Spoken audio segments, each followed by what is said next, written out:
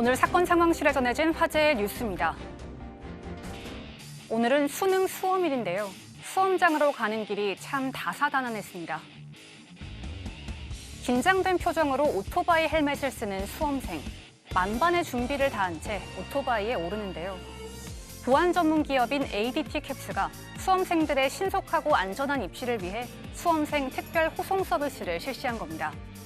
이 밖에도 경찰과 여러 시민 모임에서 수험생들의 호송을 위해 발벗고 나섰는데요. 용산 공고에서 시험을 치러야 하는 한 학생이 잘못 알고 용산고로 도착해 당황해하자 경찰이 오토바이에 태워 수송하기도 했습니다. 이제 약 1시간이 지나면 대부분의 수험생이 시험을 끝마치는데요. 3년 동안 고생한 만큼 수험생들에게 좋은 결과가 있기를 기원합니다. 평범해 보이는 여행 가방, 그 안에는 비밀이 숨겨져 있었습니다. 인천국제공항에서 발각된 한 남성의 여행 가방. 그 안을 뜯어보니 이중 공간이 발견됐습니다. 그곳에서 발견된 것은 약 4.5kg의 코카인. 마약 밀수 조직의 운반책인 브라질 남성은 인천공항에서 국내 경유를 시도하다 적발됐습니다. 이 마약은 45만 명분의 양으로 시가 135억 원 상당으로 밝혀졌는데요. 남성은 세관 조사에서 모르쇠로 일관했지만 세관이 적발한 코카인 등 물증을 제시하자 범행을 시인했습니다. 사건을 넘겨받은 인천지검은 세관과 합동조사로 남성을 구속했습니다. 박근혜 정부 시절 비선실세로 불렸던 최서원 씨가 본인을 최순실로 보도하지 말 것을 요청했습니다. 어제 최 씨의 변호사는 최 씨가 자신의 이름을 최서원으로 보도해달라는 내용 증명을 93개의 언론사에 발송했다고 밝혔습니다. 최 씨는 언론사들이 자신의 개명 사실을 알면서도 개명 전 이름을 사용하고 있다고 말했는데요. 이에 대해 촌스러운 동네 아줌마 같은 최순실이 대통령 뒤에 숨어 국정농단을 한 것으로 국민에게 인식시키기 위한 악의적인 의도에서 비롯됐다고 주장했습니다. 최 씨는 이후 언론사가 계속 이전 이름을 사용할 경우 법적인 조치를 취할 예정이라고 경고했습니다. 전북의 한 마을에서 일어난 암 집단 발병의 원인이 인근 비료 공장에서 담뱃잎을 불법 건조할 때 나온 유해물질이라는 분석이 나왔습니다. 전북 익산에 있는 장전마을. 2001년 비료 공장이 세워진 이후 2017년 말까지 주민 99명 중 22명에게 암이 발생했고 그중 14명이 숨졌습니다.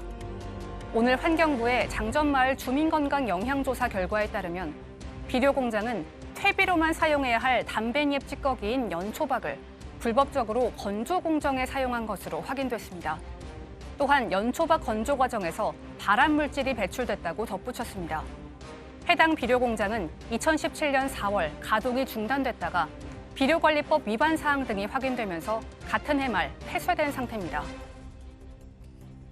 한 마을에 한 30% 가량의 주민이 암에 걸렸다고 하면 문제가 분명히 있었다는데 그 주된 원인이 바로 비료 공장에서 발생을 했군요. 예, 그렇게 밝혀졌네요. 비료 공장에서 아까 담뱃잎 찌꺼기를 건조해서 비료를 만드는 과정에 오염 물질을 걸러내는 시스템을 두는 게 당연한 건데 이걸 어기고 불법적으로 오염 물질을 그대로 바깥으로 방출을 하다가 이제 이런 일이 벌어진 것으로 보고 있습니다. 비료 공장에서 아까 담뱃잎 찌꺼기를 사들인 양만 보더라도 2009년부터 15년까지 무려 2,242톤이나 되는데 이 가운데 얼마만큼을 불법적으로 사용을 했고 얼마만큼의 오염물질이 나왔는지는 지금 알아낼 수가 없는 상황입니다. 왜냐하면 공장이 이미 폐쇄됐기 때문에요. 하지만 환경부는 일반 그 퇴비 비료보다 유기질 비료값이 훨씬 비싸기 때문에 공장에서는 이익 차원에서 이런 불법을 서슴지 않은 것으로 분석하고 있습니다. 이제 원인이 지금 나왔다고 하지만 사망한 분도 있고 지금 또 암으로 이제 투병하는 분들은 어떻게 되는 건가요?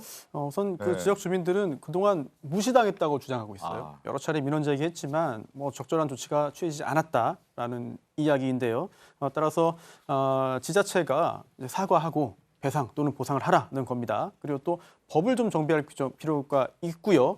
또 하나 계속해서 좀 이 상황을 좀 추적하고 관리해야 될 것 같아요. 왜냐하면 발암 물질이 결국 공기를 통해서 전파된 것으로 추정되기 때문에 인근 지역에도 피해가 있는지를 확인해야 될 것이고 또한 거주 주민 또 출생한 자녀들에 대해서도 굉장히 긴 시간 동안 면밀하게 추적을 해야 이 네. 피해가 어디까지 번졌는지를 확인할 수 있을 것 같습니다. 자 그리고 뭐 최순실 우리가 최순실 이름이 익숙한데 원래 이제 개명을 했다고 하잖아요. 그러니까 최서원으로. 근데 지금 최서원이요? 최순실이 왜 그 개명 전에 이름으로 부르느냐 정치적 의도가 있다라고 지금 문제 제기를 했다면서요? 최순실이 좀 네. 동네 좀 아줌마 같은 이름이다. 본인이 얘기입니다. 이것을 동네 아줌마 같은 이름으로 대통령 연설문 고치는 등 이 개입한 거. 이 언론의 악의적인 의도 아니냐. 나 이름은 최순실인데 최서원인데 네. 왜 최순실 쓰냐고 90세기 언론사에게 내용 증명을 보낸 상황인데요. 야, 참 모르겠습니다. 네.